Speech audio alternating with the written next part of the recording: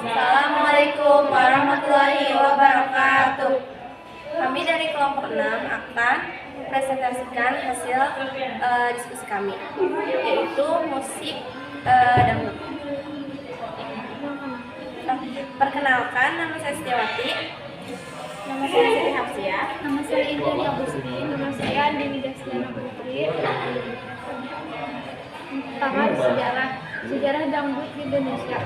Musik dangdut itu sebenarnya berakar dari musik Melayu yang kala itu berkembang pada tahun 1950 hingga 1960-an. Dengan rata-rata lirik lagu bertema akan percintaan.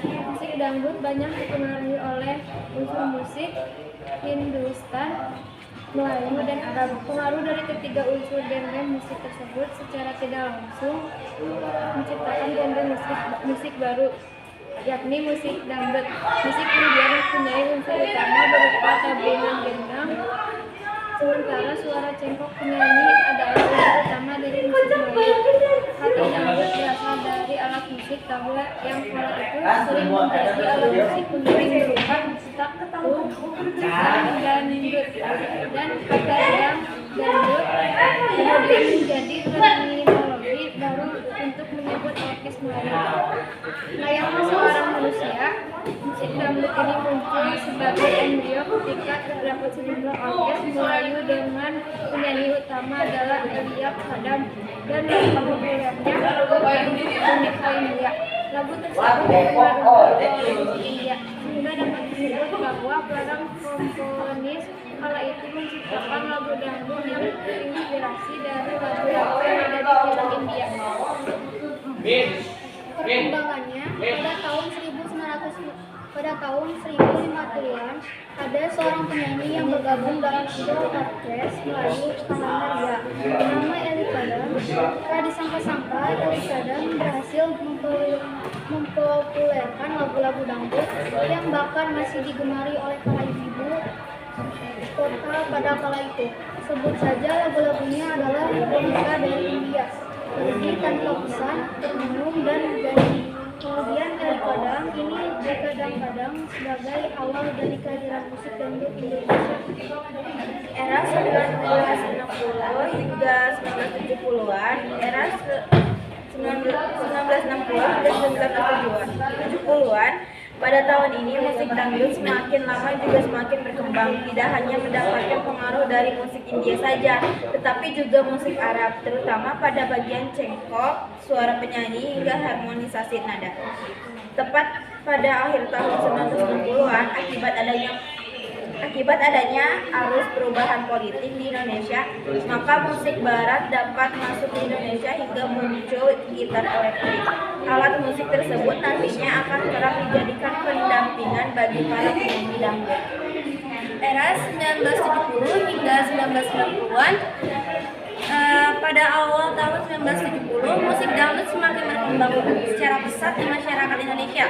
Hal tersebut dapat dilihat dari adanya konser-konser, penjualan kaset, hingga meningkatkan para penggemar musik dangdut di Indonesia ini.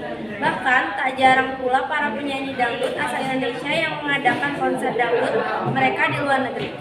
Bahkan pada tahun 1979, majalah Tempo jelas menyebutkan bahwa tahun tersebut sebagai tahun dangdut karena musik dangdut berhasil menguasai pasar kaset dan industri musik Indonesia. Pada tahun 1990-an, popularitas musik dangdut bahkan telah mencapai negara Turki, Jepang, Australia, hingga Amerika. Pada tahun tersebut juga, seorang pengusaha Jepang pernah melirik sekitar 200 lagu milik Rhoma Irama yang kemudian diedarkan di Jepang. Era 2000-an, pada era ini musik dangdut mengalami banyak perubahan, terutama pada bagian aransemennya. Hal tersebut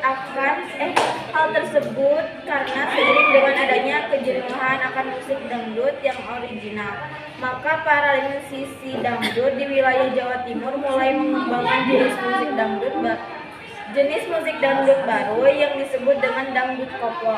Bahkan pada tahun 1979, majalah Tempo jelas menyebutkan bahwa tahun tersebut sebagai tahun dangdut karena musik dangdut berhasil menguasai pasaran kaset dan industri musik Indonesia. Pada tahun 1990-an, popularitas musik dangdut bahkan telah mencapai negeri Turki, Jepang, Australia, hingga Amerika. Pada tahun tersebut juga seorang pengusaha Jepang pernah meliris sekitar 200 lagunya. Ciri-ciri musik dangdut: pertama, memiliki ciri khas pada dentuman dari tabla dan gendang. Dua, irama. Irama musik dangdut akan terdengar sangat khas di telinga. Tiga, memiliki gendang. Empat, tokoh. Seiring berkembangnya zaman, dangdut pun melahirkan tokoh-tokoh tersendiri di kalangan masyarakat. Tokoh dan atau musisi. Yang pertama ada Rhoma Irama. Rhoma Irama salah satu penyanyi dangdut yang dapat kami kategorikan sebagai penyanyi yang sangat legendaris di genre ini. Rhoma Irama sendiri sudah aktif dalam karir musiknya sejak tahun 1997 dan mendapat julukan sebagai Kiki Musik Dangdut.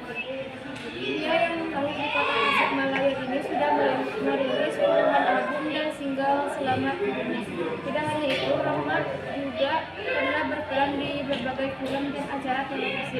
Salah satu single yang memiliki dengan judul Begadang merupakan single yang paling populer bagi pendengar di seluruh tanah air kalau favoritnya mana. Inul Daratista. Bagi kaum pecinta dangdut pasti sudah tahu dengan nama yang satu ini. Penyanyi yang terkenal dengan gaya goyang ngebor, ini merupakan salah satu penyanyi dangdut paling hits pada zamannya. Selama hampir 20 tahun karirnya, Inul sudah meliris kurang lebih 19 single lagu sejak tahun 2003. Salah satu single pertamanya yang berjudul Goyang Inul adalah salah satu puncak dan asal-usul Inul Daratista. Inul juga sudah merilis sebanyak 13 album sejak tahun 2002. Album terakhirnya yang ia rilis pada tahun ini berjudul Berlian. Saat ini Inul sendiri masih sering tampil di acara-acara televisi seperti Berbagai Posisi. Salah satunya menjadi juri di Liga Dangdut Indonesia. Lagu Inul favorit Elvi Sukaesih. Kalau Rhoma Irama adalah Raja Dangdut Indonesia, penyanyi yang satu ini memiliki julukan Ratu Dangdut. Elvi Sukaesih yang lahir pada 25 Juni 1951 ini adalah penyanyi dangdut legendaris, mulai dari pemeran bintang film, acara televisi, dan karirnya di dalam dunia musik dangdut. Selama karirnya, Elvi sudah merilis puluhan studio album dan juga single. Pada tahun 1994, ia pertama kali meranjak karirnya di dunia musik dan jadi Ratu Dangdut Indonesia. Sekian dari kami. Wassalamualaikum warahmatullahi wabarakatuh.